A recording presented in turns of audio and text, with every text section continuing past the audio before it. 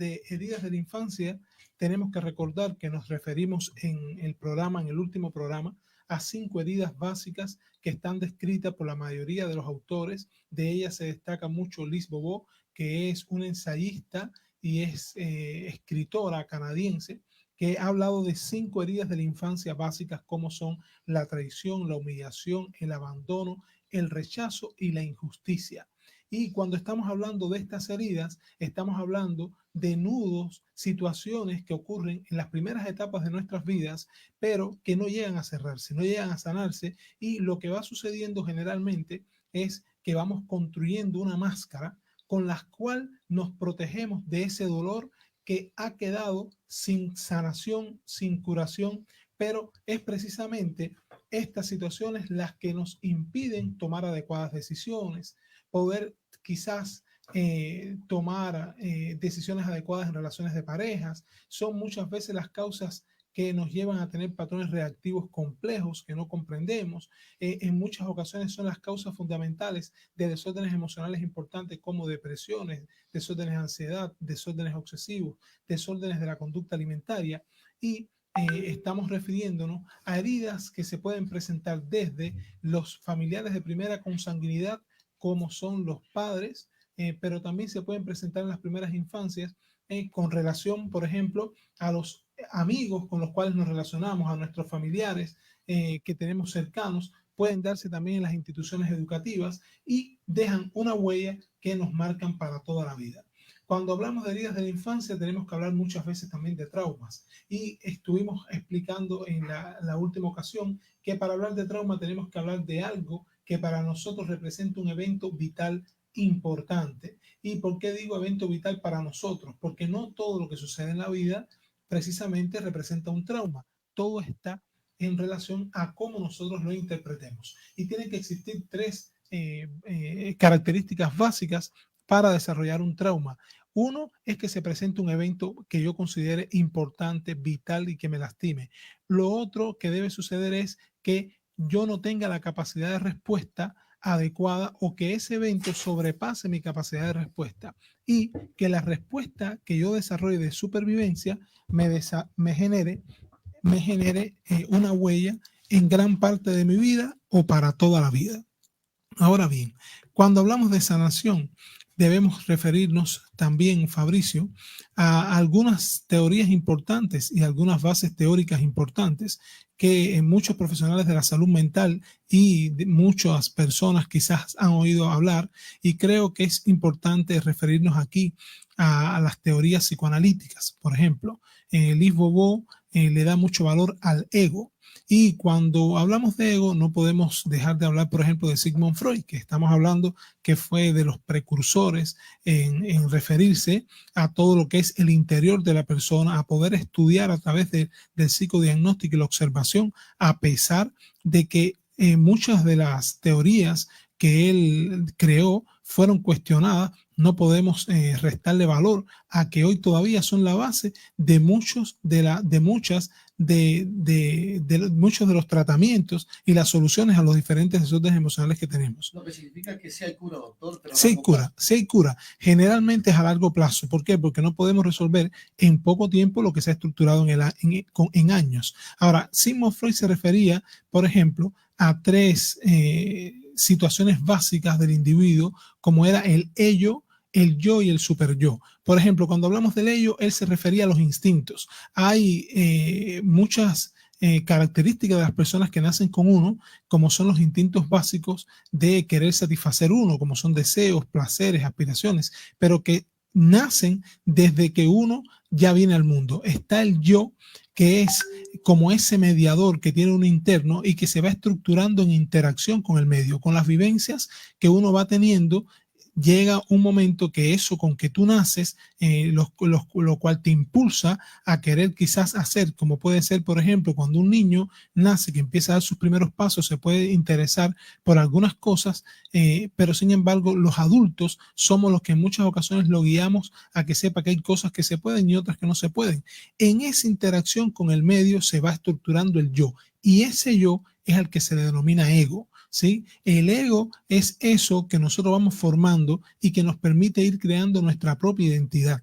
pero esa identidad, después que uno la va creando, va generando también creencias en la interacción con el medio. Cuando hablamos de creencias, por ejemplo, y relacionamos con heridas de la infancia, debemos imaginarnos algo parecido a esto. Por ejemplo, los niños no están nunca preparados para vivir sin los padres. Si los niños necesitan de la seguridad de los padres y no reciben esto, llega un momento que estos niños se pueden sentir abandonados. Y esta sensación de abandono puede generarle creencias como, por ejemplo, no me quieren, yo no soy tan importante para ellos, o para qué vine al mundo. Pero este mismo pensamiento llega un momento que empieza a trascender a otras áreas. Empiezan las complicaciones. Así es. ¿Por qué? Porque entonces el niño, cuando empieza a interactuar con otro niño, si hay un niño que lo rechaza o hay un niño que tiene actitudes que él las interpreta también como abandono, de manera inconsciente empieza ese niño también a sentirse rechazable.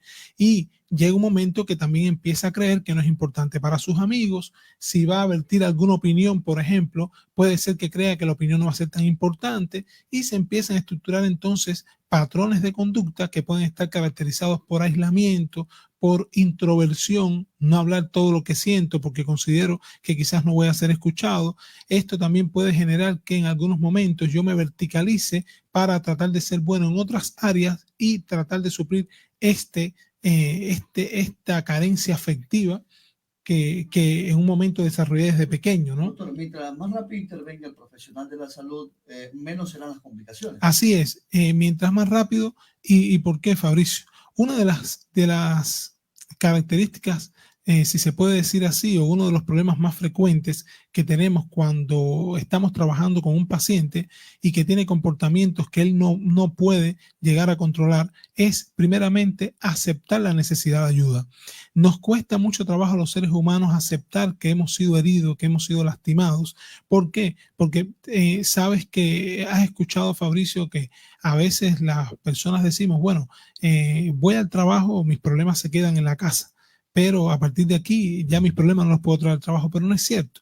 Lo que hacemos es reprimirnos circunstancias porque hemos aprendido a reprimirnos muchas cosas que nos han sucedido en la vida y que nos han lastimado durante todos los años. Entonces, por ejemplo, cuando hablamos de injusticia, puede ser que yo haya sido partícipe de presenciar maltratos importantes entre mis padres o entre mis hermanos, donde ha habido, por ejemplo, maltrato físico, psicológico, económico, de cualquier tipo. Y si esto yo lo presencié desde pequeño, quizás yo estructure en mi mente el pensamiento de que nunca voy a permitir que me hagan lo mismo.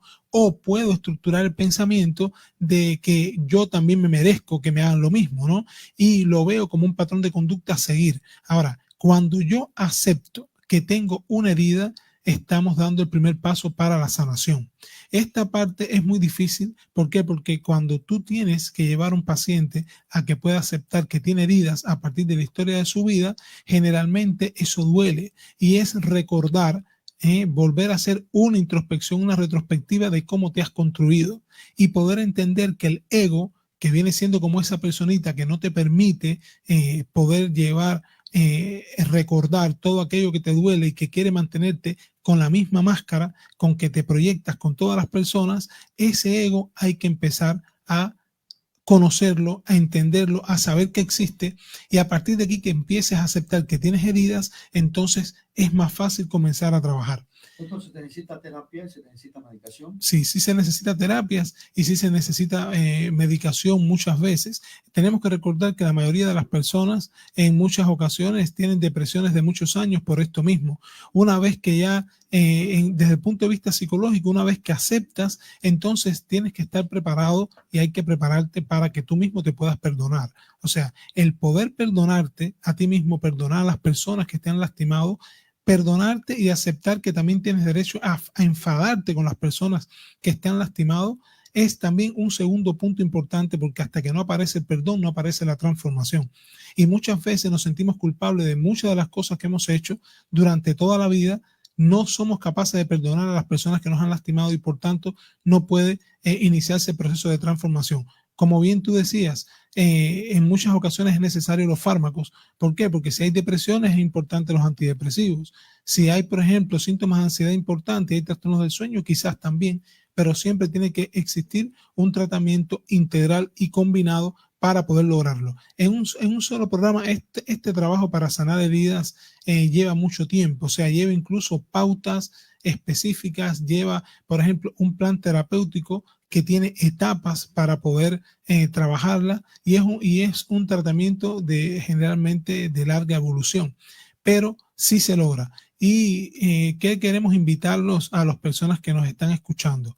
Que podamos un poco poder revisar. Hay mucho material de esto en internet, existen conferencias con relación al tema, el poder identificar qué heridas hemos tenido, con cuáles hemos crecido, estos patrones de comportamiento que muchas veces nos llevan a sentir que no podemos confiar en nadie o quizás sentimos que por cualquier cosa que hacemos, aunque nosotros mismos seamos responsables, tenemos la tendencia a culpar a los demás y nada de lo que nosotros hacemos, la culpa es de los demás. Difícil poder detectar este problema, ¿no? Tiene que aflorar la persona que lo está sufriendo. Así es muy difícil porque es muy complejo pretender aceptar que nosotros somos responsables de todas las cosas que nos suceden porque somos nosotros los que decidimos y tomamos decisiones, aunque en un principio no lo podamos entender porque a veces nos cuesta y cuando digo nos cuesta, yo también me incluyo, ¿no? Como ser humano, en muchas ocasiones nos cuesta aceptar que todas las decisiones que tomamos, aunque hayan personas que estén inmersas en esas decisiones, yo soy el principal responsable porque soy yo quien decido. Pero asimismo, como yo decido y tomo decisiones equivocadas, también puedo decidir a partir de un momento determinado poder transformar mi vida. Y de esto se trata la sanación. Debemos saber que no estamos solos, que en muchas ocasiones necesitamos de la ayuda de amigos, de terapeutas, y para esto los profesionales en salud mental que estamos entrenados para poder ayudar a las personas se pueden acercar a los establecimientos donde existe esta posibilidad y recordar que mientras más pasa el tiempo con determinada sintomatología, si no la atendemos a tiempo, más se agrava.